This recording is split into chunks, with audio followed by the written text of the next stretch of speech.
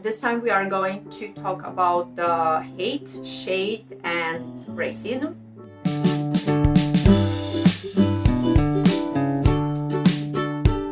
Because I think that a lot of us has that kind of problem, and I want to address that by telling you the story of how it ended with me and my new work in Rimini.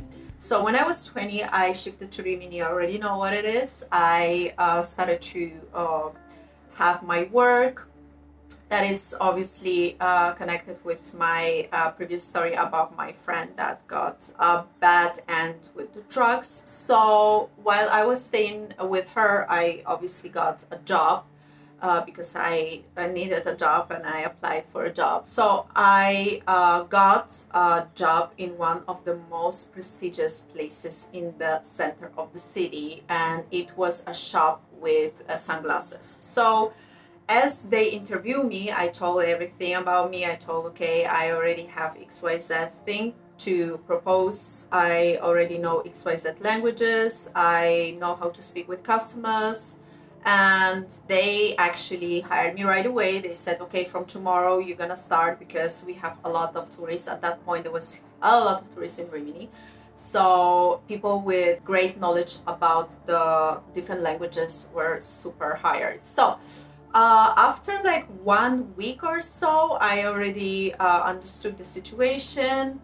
I started to sell like pieces for 500 or 1,000 euros, and we are talking about Cartier, we are talking about Bulgari, and people were super satisfied and very happy.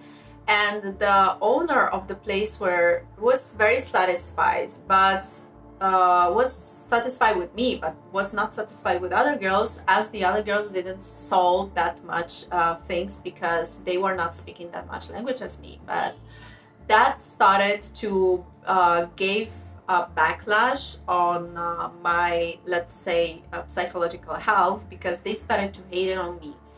And because of that, I started to really have problems with just going to work. So it started with just simple putting a shade on me, saying that, okay, you are wearing too much makeup.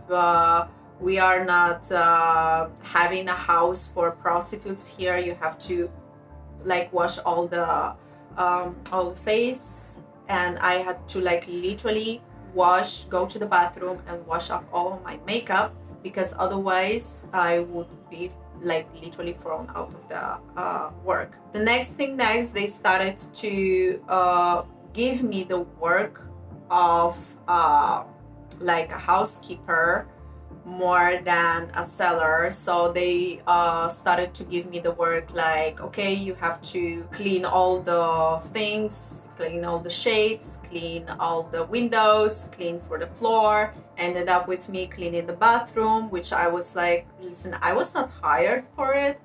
When I applied for the work, they gave me sum plus basic sum of money plus the 10% of what I will sell. And since I sold the things for around 50,000 euros, and I remember it still now, so I'm like, okay, give me some money because those are mine and it's written. They started to even shade me more. They started to be very, very racist at that point, and they started to like shame me because my mother is not Italian. So as they understood that, they started to like literally say that around. And basically, whenever you are not fully Italian in Italy, you are not one of us, let's say like that. So they seen that as a green card to tell me that I'm a prostitute, tell me that I'm a whore, and all of that stuff, and anything in between. I felt very bad, and I think that at that point I just literally cry myself to sleep every and each single night. And I had so much anxiety whenever I had to go back to work. And I literally was working from 9 a.m. just sometimes to 10 p.m. And my house was really far from the work, so I had to like take a bike and just on the bicycle day and night, whenever it takes, like, during the rain, etc. I had to just like literally go there. And those girls were in free, so it was 3 against 1. So at one point I could not deal with it because it started to be too much. Okay, let's just say that I really lost any motivation to even breathe, and I stopped to literally do anything with my face. So I kind of looked very bad at that point. Let's say I just literally stopped to take care of me. I didn't care if I eat or not. I lost a lot of kilos. I think at that point I lost maybe 8 kilos, because whenever I'm depressing, it's just like weight goes on my anxiety, and anxiety makes me stop to eat. So after 3 months of this kind of treating, I was a wreck of a human being. I was not even breathing properly. I started, I think at that point, to have problems with my heart arrhythmia. And I think that I never just say anything bad to them, or I never barked back, let's say like that. I thought that it's not something that I should do. I thought that I should just shut up and take it from them. I thought that it will be better to do not stand up for myself and do not speak up for myself, and maybe I thought that it will just pass, but it didn't.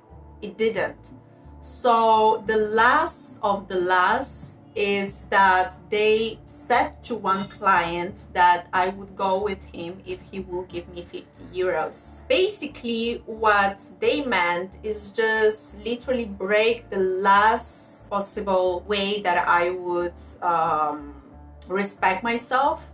And I remember there was a day in which basically I went to the store, because they were sending me always to the store to buy a coffee. So I went to the store, and there was this guy from, I don't know from where he was, and he approached me and he said, okay, your co-worker said to me that if I will give you 50 euros, you will suck my I literally had this like 5 coffees in my hands, and I dropped them in front of him, and I start to cry. And I could not stop it. And then in that moment, I just realized that they would not stop to harass me till the point in which they will not see me like suicidal, or to, I don't know what was the goal of them, but it was not a proper thing. So something broke inside of me, and I said, this has to stop. So I went back to the shop, I took my stuff, and I went away. And they were like screaming at me saying, oh, where are you going? How dare you? This, that, whatever. I'm like, I'm going to go to the police, and I'm going to file a case against all of you, because this has to stop. They stopped right there, and they were like, wait, what? They were shocked. So luckily there was one of police guys that I knew, and I told him all the story, and he's like, listen up. From the side of law, you can get them in super trouble because they harassed you, and then actually with that kind of stuff that they've done to you is taken pretty serious in Italy. And if you file the case against them, you will win, and then they will have to even close the shop in case that everything will fall off, because like the shop had a good reputation, and that could ruin it. But I'm telling you, as a friend, go there with me for once, and I'm gonna explain them that they're in big shit, and I'm gonna make them scared. So as we did, I went with him to the store the day after, and I done a great makeup. I wore heels. I came back to be a normal Olly, as I knew myself, and I stopped to bow my head. I stopped to shush. I stopped to have this, the attitude of, yeah, please shit on me and it will be okay. I stood up for myself, obviously with the help of my friend, but I stood up for myself and I said, you know what? I'm gonna sue you. And I have a person who actually will stood up for the case, and I am going to the police. So they got so scared because they harassed me because they were not good enough.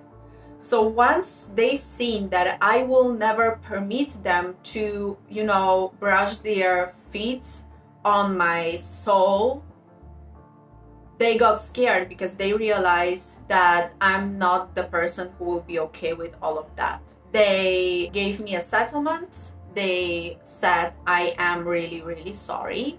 And I left as a winner of that situation. So the lesson for you is, if ever anyone will harass you in any case, if you're a girl, if you're a boy, in any way, if you feel that someone is harassing you, don't bow your head.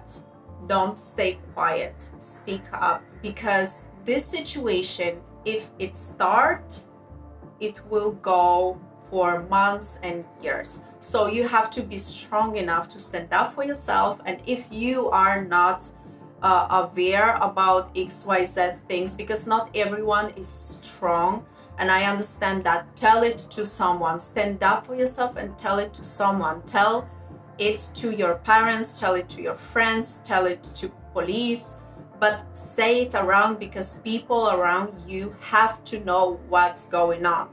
In Rimini, I was alone. I didn't have anyone. So that's how I just said that to one of my friends who happened to be in the police. So you know what? Don't be that girl, or don't be that guy that just like cries in the room and have a suicidal thoughts or have a depression just because some bitches think that they can harass you. Okay, so this is one of the golden rules. Never harass anyone, and no matter what, don't bow your head in front of the people who harass you for any kind of reasons, be it the religion reason, be it it's a provenient reason, be it sexual reason, gender reason, etc., etc. Stood up and speak up, because this is very, very, very, very important. Don't close it and don't struggle it inside of you, because nothing good ever went out from this.